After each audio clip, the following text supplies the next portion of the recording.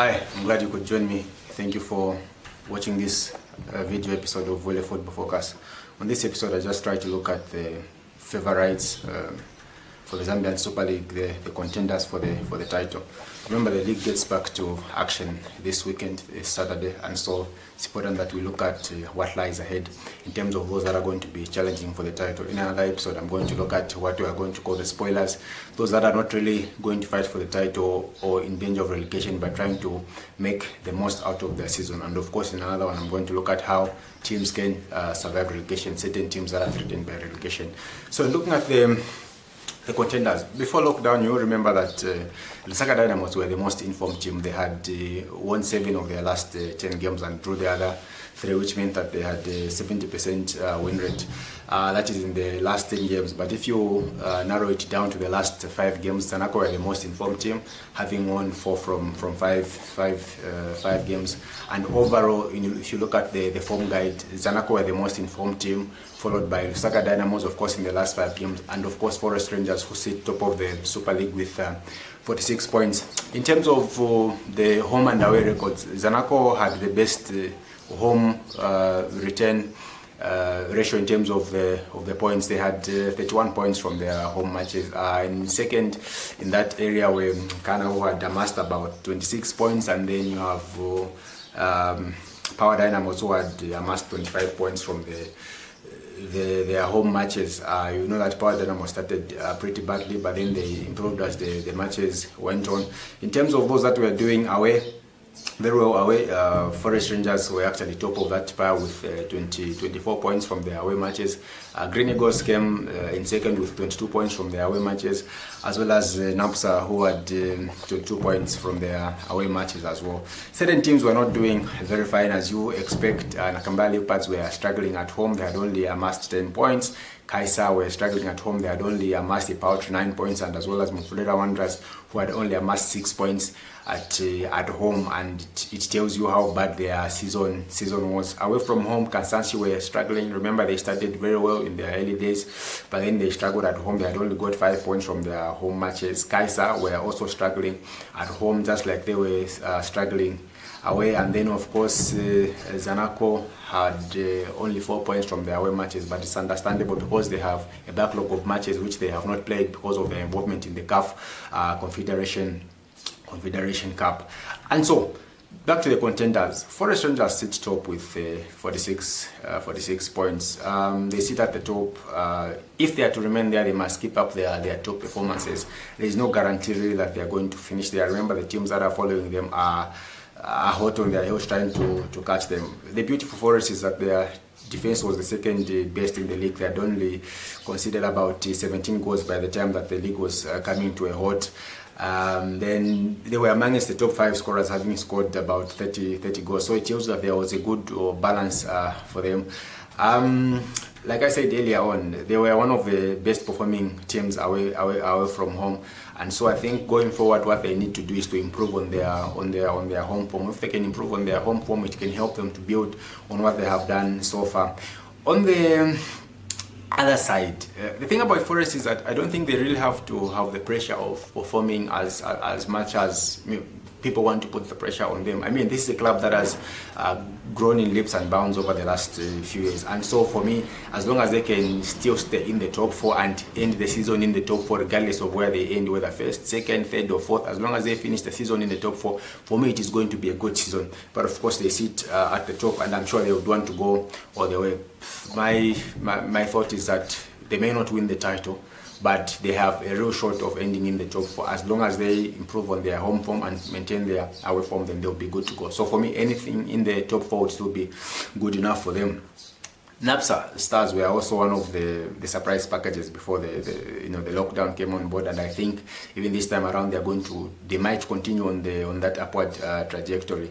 The thing that worked against them was that they were the worst defense for the teams that are in the top 4. They had considered about 21 goals from the 25 which they played, which translates to about 0.84 goals conceded per match. And then they were not scoring as their scoring was actually the greatest. It was the second best in terms of scoring in in the league. They had scored about 34 goals from their 25 matches, translating to about 1.36 goals per game.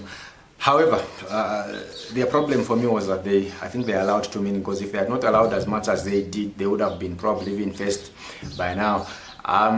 So for me, I think the same approach for them can still work going forward. They might still rely on outscoring the opponents, because unless they did a lot of work during the lockdown to ensure that their defense is well sorted, but if that was not done, they might still rely on the same outscoring opponents.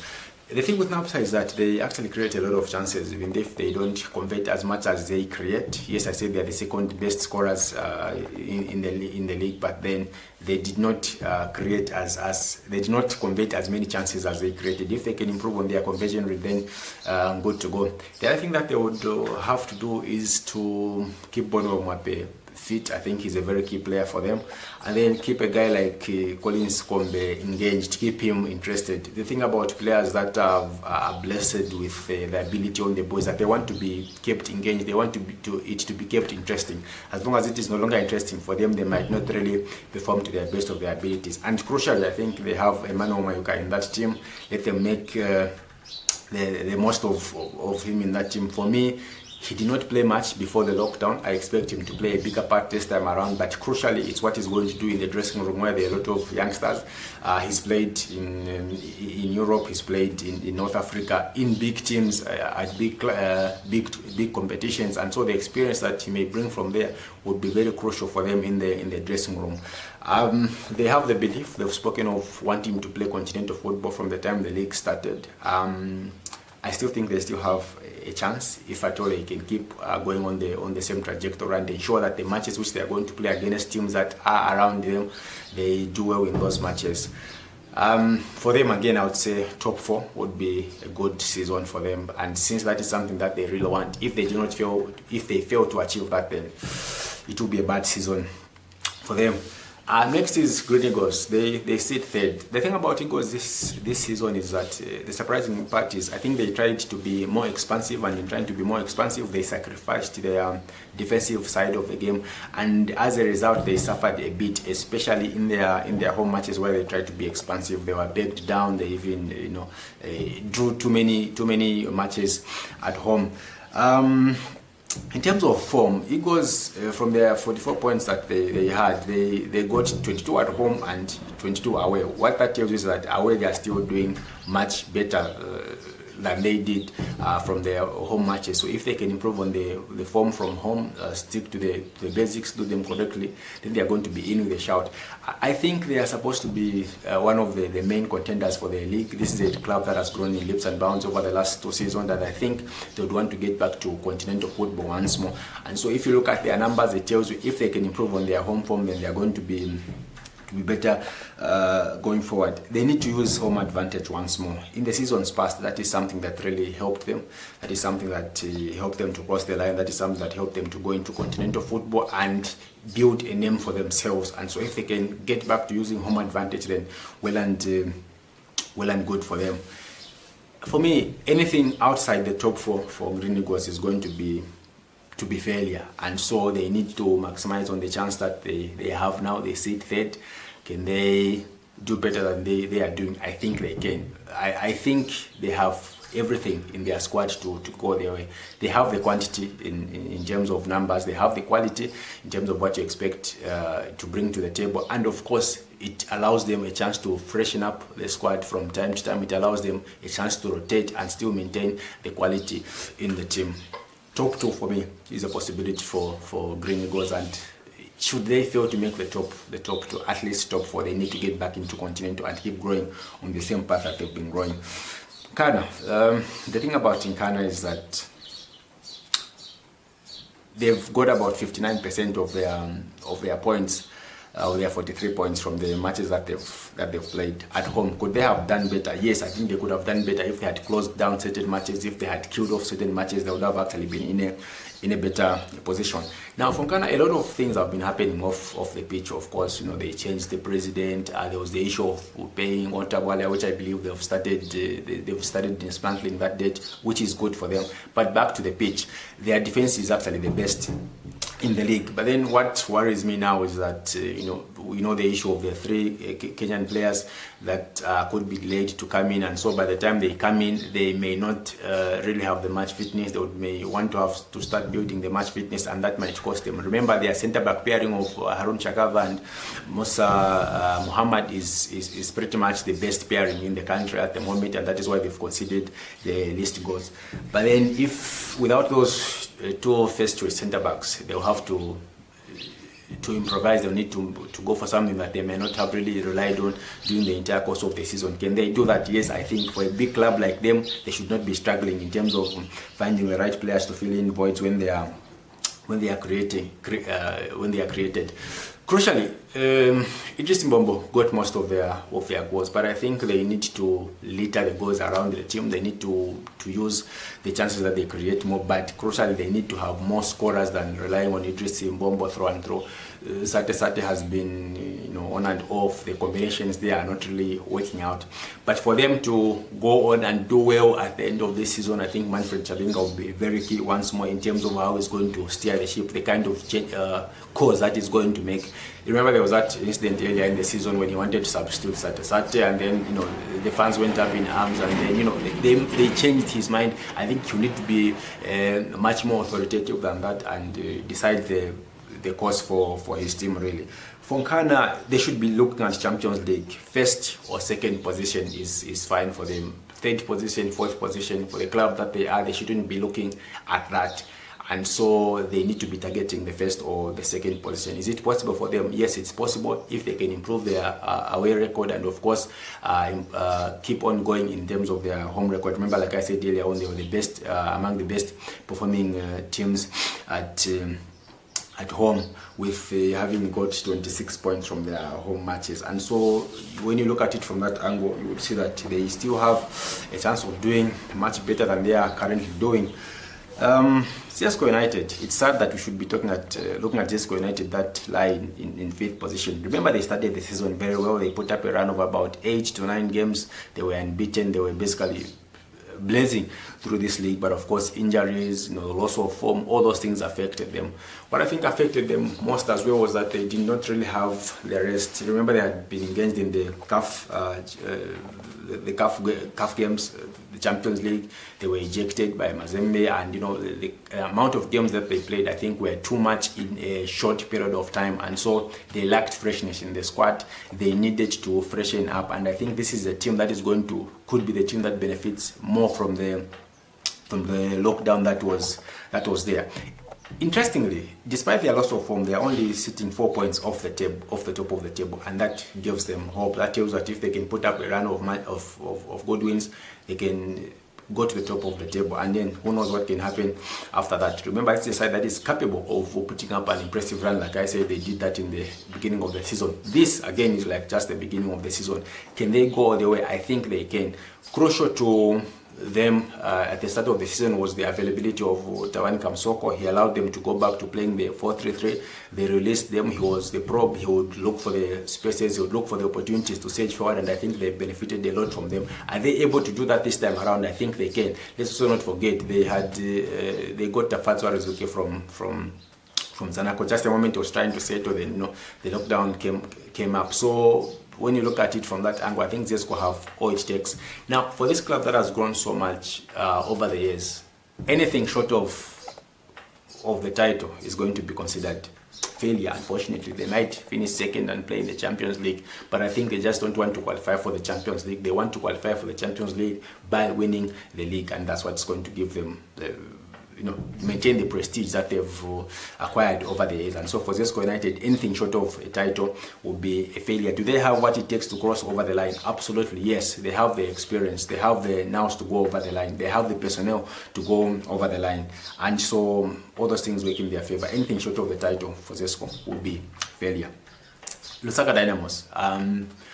Many might not have expected them to be on this list, especially that Baba Basile, who scored over 45% of their goals, has joined Zanaco. Of course, is not going to play until the start of next season. But the thing about Lusaka Dynamos, like I said, they were in the last 10 games, they were the most informed team. And crucially now, Wetson Reda has come to that team. I would have loved Ian Bakala to continue. He was doing well, but then what Wetson Nyirenda brings is more experience. Lusaka Dynamos have struggled. They've conceded 25 goals from their 25 matches. What that tells you is that they were conceding on average 1 goal each game, but that is something that you expect Wetson Nyirenda to put an end to. His teams over the years have been solid. No wonder he went on to win the Zambian League as a coach. I think on 3 different occasions. He went to Mozambique, he did very well. He went to South Africa, he did very well there. Even when he was with the national team, I think defending was not really a problem, and so that is something that is going to sort out Lusaka Dynamos. He might also bring about another solidity that Lusaka Dynamos are looking for. Interestingly for them as well, they are only 3 points off the top 4. What that tells is that anything is possible. If they can put up a run, then they are going to make it. Do they have the right personnel? Of course they do. If they can keep Chris Mugalu fit, if Marvin Jerry keeps getting the balls in the midfield and doing what he does best, they can really mount a very good challenge. And so I think for them, looking at the quality that they have in terms of personnel and the coaching, playing personnel and the coaching personnel, they have everything that it takes to get into the top 4. And so the sides that are above them should be wary. Lusaka Dynamos are coming for their positions. Zanaco sits in 10th position. Why am I talking about them as contenders? They have 4 games in hand. Of course, that does not translate to points, but then they have 35 points at the moment. If they win the 4 games in hand, it could take them to 47 points and potentially top if you look at all teams playing all square matches. As always, it is said that games in hand do not amount to points, but if there's a team that has the ability to turn the games in hand into points, it is this Zanaco team. Remember from the time that Chris Kaunda came, they've been firing on all cylinders. Crucial for them going forward will be the experience in that squad in terms of William Njovu, what Sambalungu is going to bring to the table, and of course, you're looking at Roger Kola, Zio Tembo at the back. These are guys that have played football for a long time. Do they have what it takes to motivate the others? Do they have what it takes to hold their own when they go and get stuff in the team? Of course they do not. They also have a lot of internationals in that squad, and when you look at it from that angle, it shows that they are in with a shout. So they are only going to have a shout if they make the most of their games in hand. For me, they may not really need to win all the 4 games that are in hand, but if they can get 75% of those available 12 points, that is 9 points from that, or the worst they can get is 7 points, it might push them into the top half, into the top 4, and put them in contention for continental football. Looking at the period from which they are coming, the amount of football that they had played before the lockdown, I think they might not really get the title. It is possible to get the title, but 3rd, 4th, 2nd for me would still be considered good enough for them. I mean, they're just trying to get back into the Champions League once more, so 2nd or 1st would be good for them.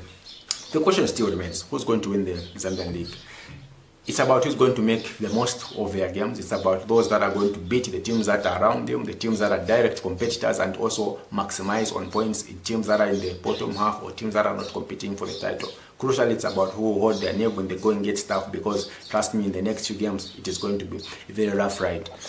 And so there are no clear favorites as it stands. It's about what each team will do for themselves, how much they are going to help themselves. But the basic bottom line is about win your matches, the toughest of matches, maybe get a draw, and then be on an upward trajectory towards the title. Thank you so much for joining me. I hope you can join me next time around. Until then,